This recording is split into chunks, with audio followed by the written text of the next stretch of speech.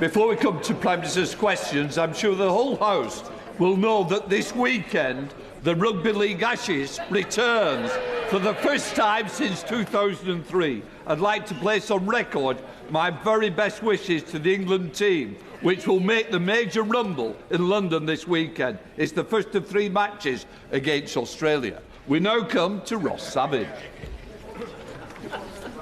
Question number 1.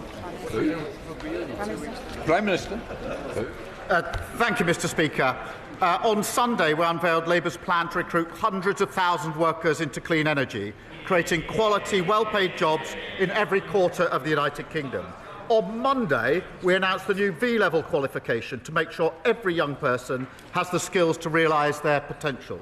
On Tuesday, our first ever regional investment summit in Birmingham secured £10 billion in investment, and today we're announcing tough new penalties to end the scandal of pollution in our rivers and seas. Mr. Speaker, that's national renewal with a Labour government. Mr. Speaker, yesterday I met Claire Throssell, who is here with us in the gallery today. Her 2 young sons, Paul and Jack, were murdered 11 years ago this week by her abusive ex-husband after a family court ordered he should have unsupervised contact with them. Claire's bravery and her campaign is humbling, and today I'm pleased we can announce that we will repeal the presumption of parental involvement, putting children's safety first. This morning I had meetings with ministerial colleagues and others, Mr. Speaker, in addition to my duties in this House. I shall have further such meetings later today. Dr. Ross Savage. Thank you, Mr. Speaker, and I would like to associate myself with the Prime Minister's sympathies extended towards Claire and commend her on her bravery. Mr. Speaker, I regret to inform the House that yesterday there was a very, very serious breach of national security when my PMQ was photographed heading into number 10 through a transparent folder. However, the nation can rest easy. On this occasion, no state secrets were revealed. However, it does make me wonder whether this government can be trusted with a digital ID scheme that is mandatory in all but name. Can the Prime Minister...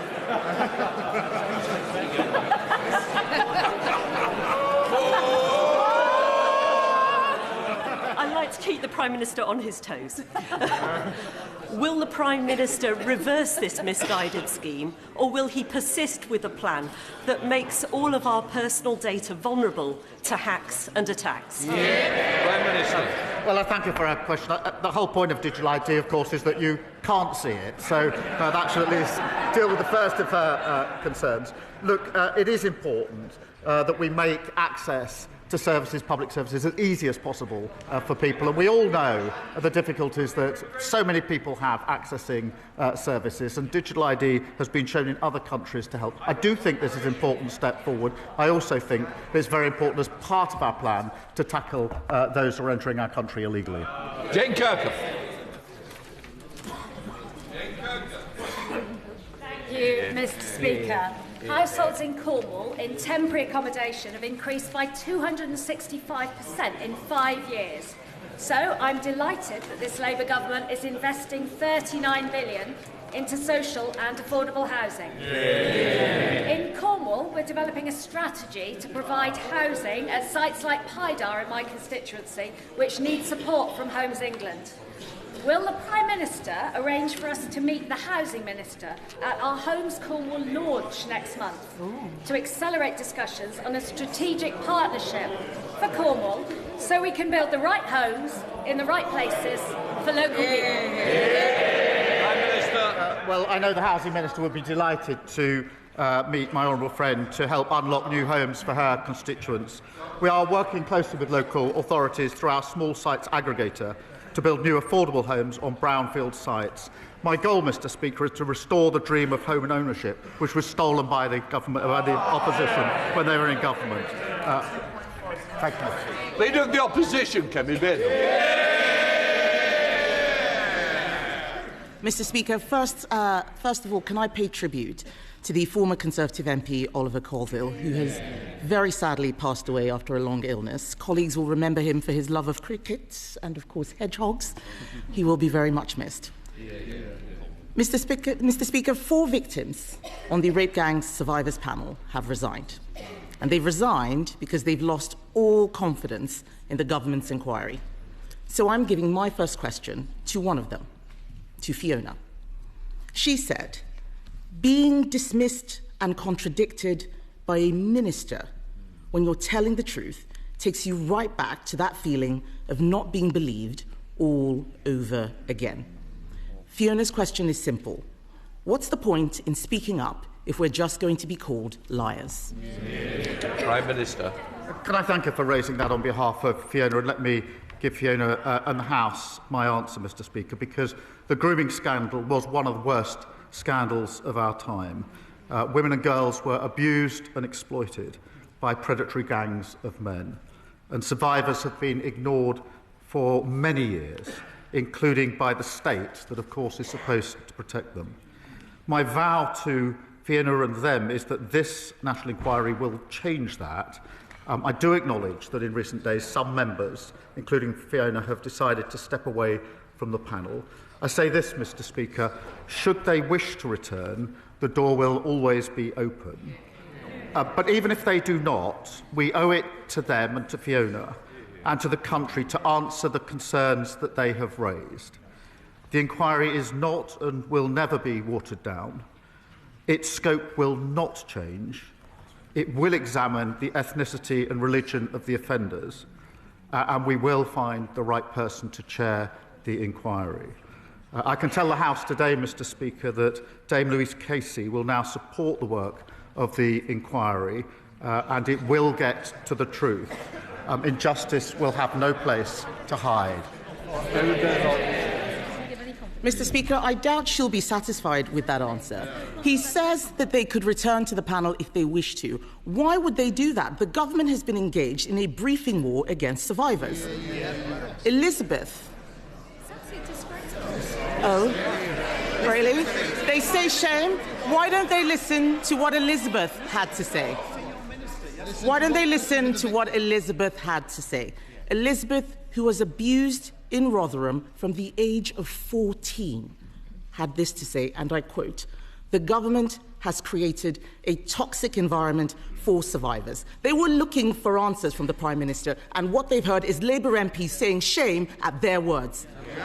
Yesterday, Mr. Speaker, the Safeguarding Minister said Elizabeth was wrong. Who should we believe?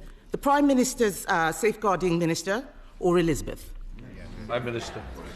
Mr. Speaker, let me put on record my respect for all of the survivors who've been through the most awful ordeals. And I want to thank those that have been involved so far for the work in the process. What we're trying to do is to get this right and have an inquiry with survivors at the heart. As the Safeguarding Minister told the House yesterday, that's obviously not easy. They've all come with difficult experiences. There are a wide range of views, understandably, and every survivor does bring their own painful experience to this. The survivors met the prospective chairs this week, and we want to have them to have the chance to engage. I want survivors to be at the heart of this. I want an inquiry that can get to the truth. These are the hard yards, I accept that, but I want to press on and get this right.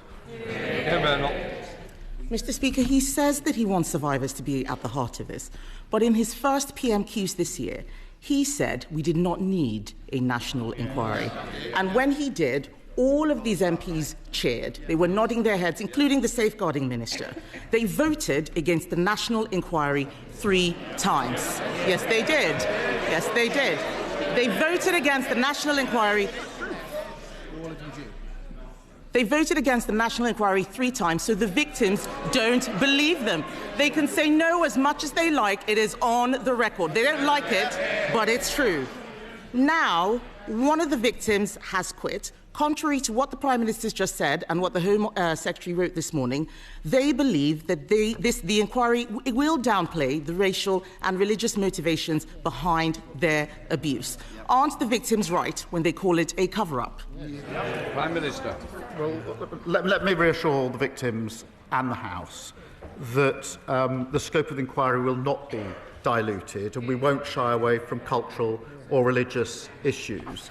And, Mr. Speaker, it was me that commissioned Baroness Casey in the first place, who gave me her recommendation in relation to a national inquiry, and we have, in the 4 months since then, finalised the panel and trying to get the leadership of this inquiry right, with survivors at the heart. Mr. Speaker, in that period, we have also reopened 1,200 historic closed cases. I have long argued, Mr. Speaker, that the criminal route where it can be pursued is the right route for perpetrators. We've introduced mandatory reporting of child sex abuse. I happen to think that is a vital safeguard. I've been campaigning for that for over a decade. I asked the last government to introduce it, and that fell on deaf ears. And that mandatory reporting of child sex abuse is something each and every one of them voted against earlier this year.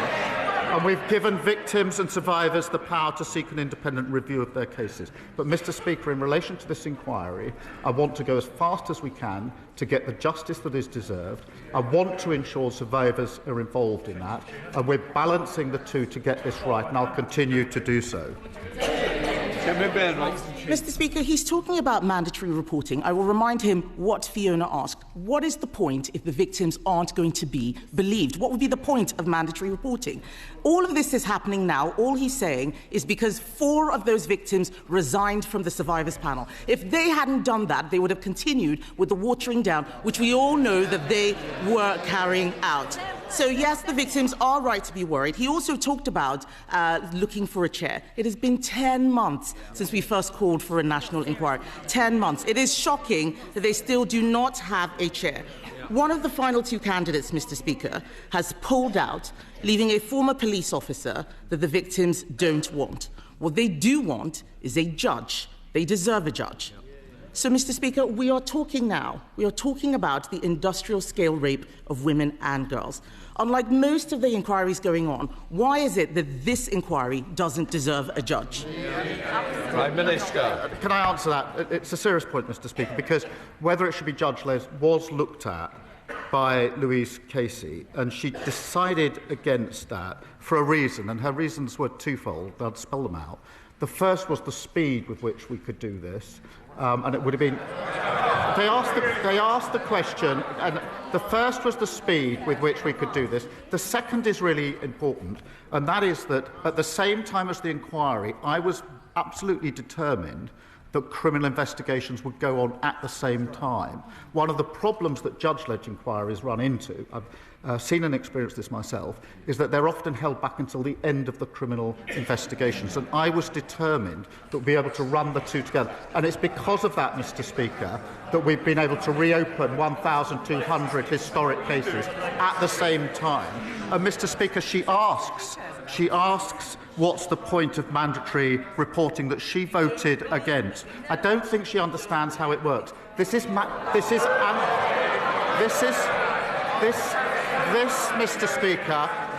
Mr. Speaker, is mandatory reporting of those that have had allegations made to them, and there's clear enough evidence they've then not passed that on. That is a fundamental problem in the system. That is why we've changed the law. They should hang their heads in shame for having voted against that vital protection.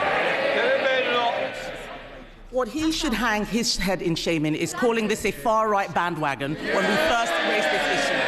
The deputy leader, the future deputy leader, we all know who's going to win, called this a dog whistle.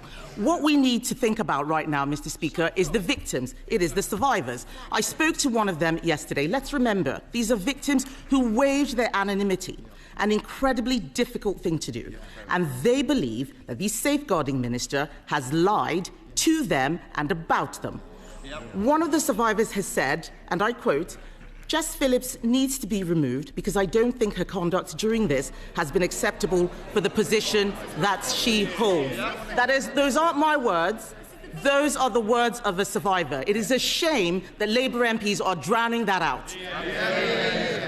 The member for Birmingham Yardley has clearly lost the confidence of the victims. Does she still have the confidence of the Prime Minister? Can I just say that, Prime Minister, even if we are quoting somebody else, we shouldn't quote it because it's a direct allegation against a member of this House. So I'm sure that that's not what was intended, Prime Minister.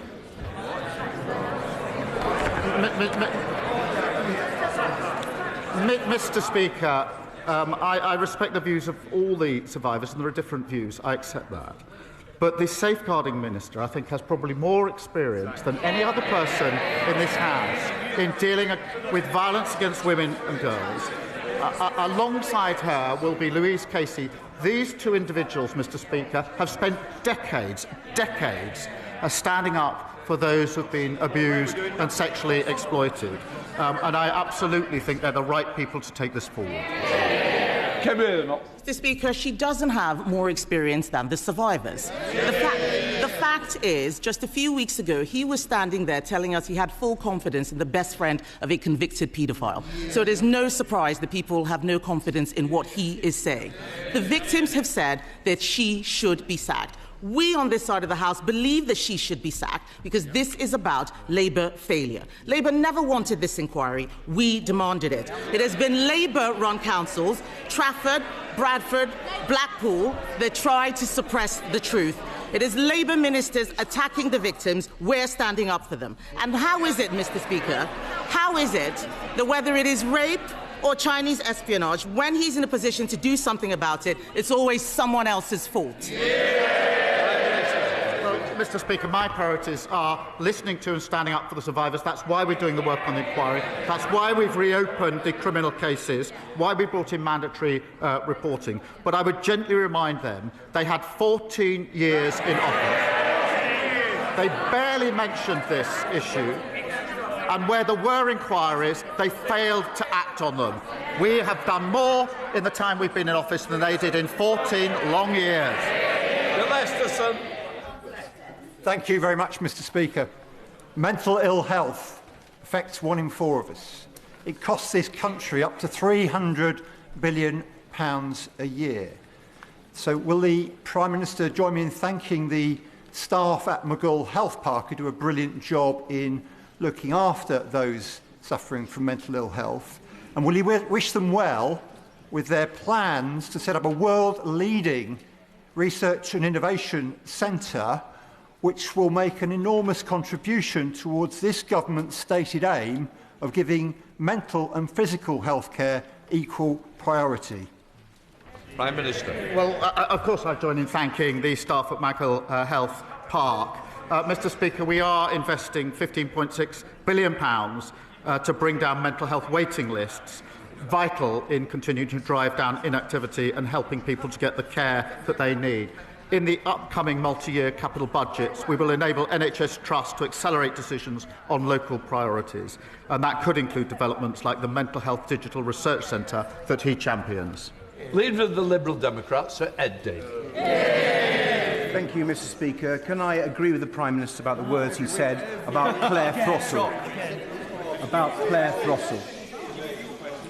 And agree with him that it's right that we change the law, and I hope it's named after her sons, Jack and Paul.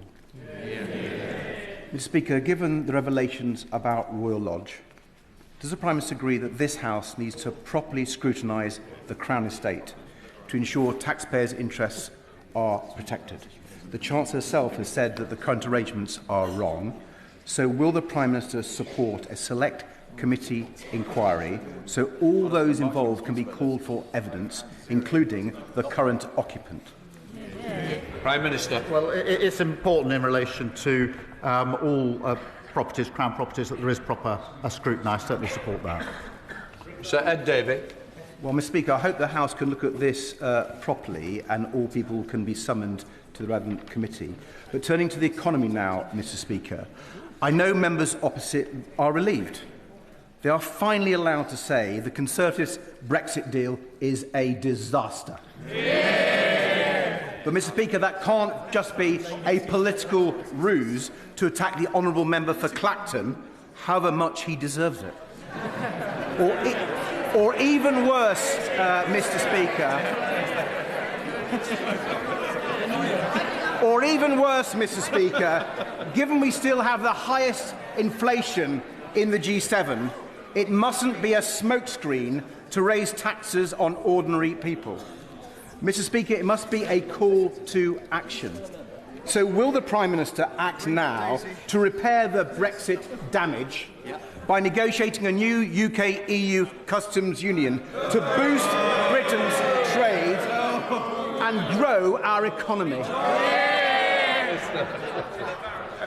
No, I don't think that's the way forward. What we've done is to have a much closer relationship with the EU, recognising the damage done by the flawed Brexit deal that the party opposite negotiated. We've also struck deals with India and with the US, record investment into this country, and the fastest growing economy in the G7 in the first half of this year. Daniel Francis. Thank you, Mr Speaker. This summer, I visited every road across the Bexley and Crayford constituency to reporting potholes to ensure the £895,000 given by this Labour government to the Conservative-controlled council in the London Borough of Bexley is spent. However, the Conservative cabinet member responsible for roads on the council wrote to our local newspaper asking that I stop reporting potholes because it was causing work for the council. Will the Prime Minister join with me in urging my Conservative council to get on and spend that money to make roads like May Place Road East safe to drive on? So this is a local Conservative council telling him not to point out potholes in case they have to fill them. That's outrageous, just like the record of the last 14 years. Mr Speaker, we know how problematic, dangerous and costly potholes are to drivers. That's why we've delivered record investment to maintain our roads and fix potholes. That's £1.6 billion, Mr Speaker. That money's been given to councils, but it comes with strings. So my message to reinforce this is clear to the council. Use the money, fix the roads, show how you're carrying out repairs, or lose the money because it's councils who get on with the job of fixing our roads. And I'll make sure the Road Minister follows up with him. Ellie Jones. Thank you, Mr Speaker. Given that the TUC has calculated that the wealthiest 10% of households in the UK hold more wealth than everyone else in the country put together, does the Prime Minister agree with me that it is inequality, not immigration, that is a threat to our country? Well, Prime Minister. Mr Speaker, we need to deal both with the levels of immigration and with inequality, and that's what this government is doing. And as we get on with trying to boost our economy, can I gently point out that if we want more equality, if we want our economy to be stronger, their party needs to start voting for some of the measures that will make it necessary. Michelle Walsh. Thank you, Mr Speaker. In March 2022, I gave birth to my son by emergency C-section. Both my son and my life put at risk by a failing maternity service. In Nottinghamshire, we know failing maternity services far too well, with harm caused to mothers, babies and fathers. Over 2,400 families involved in the Donna Ockington inquiry. So does the Prime Minister agree with me that grief must be the engine of change, and where previous governments has failed, it is imperative that this government transforms maternity services so that every birth is an informed birth and every birth is a safe birth? Prime Minister. Well, can I extend my gratitude to my honourable friend and for all of those who spoke for their powerful and moving stories in the baby loss debate, I think, on Monday, Mr Speaker. And I can assure her, I was actually at the Pride of Britain Awards on Monday night, and very many people came forward to me having heard some of the speeches from this House, particularly the personal testimonies. And so those stories really did have power in making the argument. We do need to fix what needs fixing, so we'll fix the maternity services, improve safety and make sure every mother is heard and gets high-quality care, Mr Speaker. Mr Speaker, my constituents have so many questions they'd like to ask the Prime Minister, but I'll settle for one today. Can the Prime Minister define when grey belt is really grey? Prime Minister. Well, Mr Speaker, let me give a simple example. We had an example of green belt, which was in fact a car park where building didn't take place, a non-green belt, which was an open playing field where building did take place. That doesn't make sense to me, and that's why we've got the policy we have. Thank you, Mr Speaker. 12-year-old Millie Blair from Oundle, who joins us today in the gallery along with her mum Gemma, her sister Jessica and her dad Gordon. On Millie's 11th birthday, she was diagnosed with a rare bone cancer, which led to her leg being amputated. Millie attends Prince William School but cannot access the lower playing field because the slope is too steep. Her parents, the school and I have asked East Midlands Academy Trust to put in a ramp. They've refused, claiming they are not subject to certain parts of the Equalities Act. Would the Prime Minister agree with me that the Trust has an absolute moral obligation to make these adjustments so that Millie can have full access to all of the school so she can play and thrive with all of her friends? Prime Minister. Can I just welcome Millie to the gallery? She's looking down. I appreciate the members opposite can't see it, but she's smiling down with the courage and positivity that I know is everything to her, and we absolutely salute that, and we're humbled by it. In relation to the decision, Mr Speaker, I really do find it hard to understand how a school trust could make a decision like that in relation to the ramp. And rather than, as it were, berate them from here, I would just implore them on behalf of, I think, everybody here, and Millie in particular, to just look again and please, I hope with the endorsement of the whole House, to reconsider that decision, put that ramp in and match the positivity and the courage that Millie has shown all of us. And I thank the honourable friend for raising this campaign. Will Foster. Thank you, Mr Speaker. The Times has reported that local elections across the country will be delayed for a second year in a row. The leader of my local authority, Surrey County Council, has had to go on record to say that he hasn't called for elections to be cancelled, but other Conservatives clearly have. Mr Speaker, can the Prime Minister give me a cast-iron guarantee that my constituents in Woking and others across the country will not lose their democratic right to vote? Prime Minister. Well, I thank him for his question, and he knows we inherited a situation where local councils were underfunded and millions were wasted on duplication. By reforming the system, which is what we're doing, we will save money and reinvest it in improved public services. In Surrey, just in response to his question, we expect the elections to be in the new unitary councils, and we'll be setting out the planned timetable very shortly. Alan Strickland. Thank you, Mr Speaker. Central to growing our economy is delivering major events that drive footfall and investment. So does the Prime Minister share my disappointment that since Reform took over the running of Durham County Council, they've slashed funding for Durham Pride, which brings in 20,000 people a year? So they can't cope with accountability, Mr Speaker. They have cancelled the Lumiere Festival, which has brought nearly 1.5 million people into County Durham since it started, undermining businesses, undermining communities. Would the Prime Minister agree that if Reform can't run one county council, they certainly can't run Scotland, Wales or our United Kingdom? Well, he's absolutely right to point out, as voters in Durham can see, what you get if you vote Reform is total chaos and broken promises. Mr Speaker, councils have a vital role in our communities. And it's not just Durham where Reform are doing real. I think 4 councillors in Kent have just been suspended for bringing the party into disrepute. I mean, bring the party into disrepute is quite something for a party whose Welsh leader accepts Russian bribes to spread Putin's propaganda. Sir Ashley Fox.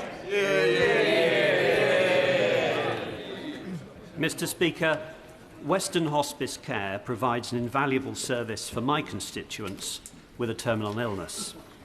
The hospice now faces an increased bill for national insurance charges of £139,000 a year as a result of the Chancellor's jobs tax. Now, the Prime Minister will know that the money he's announced for capital expenditure can't be used for day-to-day running expenses. He will know that the money he's announced for children's hospices won't benefit Western Hospice Care. So what help can he offer Western Hospice Care as they struggle under the tax burden imposed by his government? Prime Minister. Mr. Speaker, we're putting in the support that we can for hospices, and of course the money that we put aside at the budget for the NHS is absolutely crucial in relation to that. The NHS was underfunded for 14 long years. We've now put the funding in to allow the NHS to do the work that it needs. To limit. Mr. Speaker, December will mark the 10th anniversary of the Storm Desmond floods that devastated my Carlisle constituency and forced thousands of people from their homes. Despite promising us new flood defences, previous Conservative governments left them unfinished. With climate-related rainfalls forecast to increase in the North West over the next decade, does the Prime Minister agree with me that the climate change sceptic policies peddled by some of the parties opposite are both reckless and dangerous? And will he assure the people of Carlisle that this Labour government will defend our great border city? Prime Minister. Well, Mr. Speaker, she's absolutely right that the Tories left our flood defences in their worst state on record. And we, of course, are building them up again, investing over £10 million to protect homes and businesses. And we've delivered over 150 flood schemes in our first year. And I want to see this progress even more rapidly. My honourable friend is a superb champion on this issue. We provided £300,000 to complete the feasibility study for stronger defences in her constituency. Chairman Hall. Speaker, as last week's urgent question highlighted, Jehoots, the pharmacy non-provider, is effectively de facto bankrupt and possibly even insolvent too. Last week we discussed at great length the impact that is having on patients securing their prescriptions. It is now becoming increasingly evident that staff, whilst being told by HMRC is being told by Jehoots they're being paid, are not.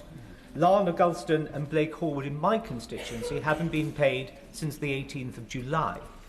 They are resorting to the kindness of friends and the support of food banks to make ends meet. The Minister, the member for Aberfan and Maesteg, is doing fantastic work to try to drive forward modernisation of the regulations. But this is now impacting the work of the Department of Business and Trade, HMRC and DWP.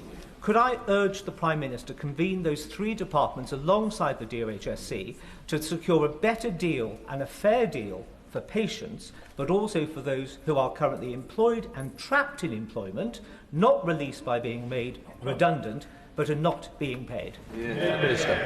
Well, can I thank him for raising this really serious issue, as he's done on a number of occasions, because it affects constituents of his, but also across the country. And it's simply unacceptable that customers and staff have been so badly let down. I know he will be meeting the relevant minister, but just let me update him here and now in a couple of respects, because officials are currently reviewing whether the Integrated Care Boards and the General Pharmaceutical Council need additional powers to address pharmacy businesses that do not play by the rules. And I think that's exactly the point he raises. That could include powers for the councils to go after business owners in addition to the pharmacy professionals. There'll be more detail when he has his meeting, but I thought it helpful to give those two indications. Thank you, Mr. Speaker. Well over 1,000 youth clubs have closed in this country since 2010, with a huge negative impact on our young people. This is despite the fact that youth clubs have had a long positive history in this country for helping young people to mature in a healthy fashion. In particular, FAB clubs help disabled and non-disabled people to build friendships in an inclusive environment. The FAB charity are here in Parliament later today to gain support for their work. So can I ask the Prime Minister to commend the work that they do, and can I also ask him to consider how best to support the youth club movement to help the next generation of young people grow into well-adjusted adults? Well, can I thank my honourable friend for his question? He's a credit to his community. I know firsthand he's done so much hard work to help heal, to rebuild and to look to a brighter future for Southport. Can I welcome Fab Charity to Parliament? They do fantastic work, Mr Speaker, to help break down barriers. And I'm proud that Labour is backing our youth clubs with £30 million of grant funding, doubling the numbers of youth hubs and providing a youth guarantee with earning or learning guaranteed for our young people. Our national youth strategy will be set out in the autumn. Rebecca Smith. Thank you, Mr Speaker. Last week I invited the Prime Minister to match the Conservative pledge to scrap business rates for our high streets. However, he declined. Instead, he pointed me towards the small business strategy. Since then, businesses have been in touch to tell me that this strategy will make little or no difference to their future. With 14,000 high street businesses expected to close this year alone, and with retail businesses in my constituency facing a doubling of their business rates, when will this Labour government deliver on its commitment to reduce business rates, given that they are unprepared to accept our policy of scrapping them altogether? Mr Speaker, our small business plan was drawn up with small businesses. I sent her a copy online. I hope she shared that with the 3,000 small businesses in her constituency. They show what we're doing. Well, we're reflecting what they asked us to do before they shout rubbish. This is what they asked us to do. £1 billion of additional lending to small businesses, £3 billion extra for small businesses to scale up, dealing with late payments with the biggest reform for 25 years. Alex Mayer. Thank you, Mr Speaker. As Britain faced peril in World War II, Winston Churchill took a radical step. He changed the clocks to shift extra daylight into the evenings. As the clocks go back this weekend, would the Prime Minister take a look at the evidence on trialling Churchill time again to cut carbon, reduce bills, improve road safety, boost the hospitality industry and be the Prime Minister who will brighten up all of our lives? Prime Minister. Well, I thank her for her question and we'll look at the relevant material. Thank you, Mr Speaker. Many in Glastonbury and Somerton are forced to travel hundreds of miles to see an NHS dentist, or suffer in agony, or fall into debt to pay for private treatment, or turn to DIY dentistry, like Jennifer, who extracted 2 of her teeth over the weekend. They simply can't wait for the consultation on the broken NHS contract. Mr Speaker, they deserve immediate action. So will the Prime Minister outline what measures he's taking to end the dental desert in Somerset for good? Prime Minister. Well, can I thank you for raising this, because added to the list of shocking things the last government left was the shocking state of NHS dentistry, broken like everything else under the last government. In relation to her question, we are rolling out extra urgent care appointments. In Somerset, Integrated Care Board is expected to deliver over 13,000 extra dental appointments this year, and I'll give her more details in due course. We're also reforming the dental contract, which will shift focus onto retaining NHS dentists. Final question now, please, Tuttle. Thank you, Mr Speaker. Ahmed Al-Ibrahim was only 16 years old when he was fatally stabbed in Huddersfield. His life was cruelly taken away in what the police described as an unprovoked and motiveless attack. On a visit to Netherhall Learning Campus in my constituency last week, I know how important this issue is for young people. So will the Prime Minister commit to redoubling efforts to tackle serious violence and knife crime through more visible policing, stronger prevention and investment in youth services? Prime Minister. Can I thank her for raising this devastating case, and my thoughts, I'm sure those of the whole House, are with the family and friends. Through our crime and policing bill, we're increasing penalties for the illegal sale of knives and giving police new powers to seize knives likely to be used for violence or cause harm. We've also launched a coalition to tackle knife crime, to bring together campaigners and community leaders to tackle the root causes of knife crime and help protect the next generation. From benches, change over.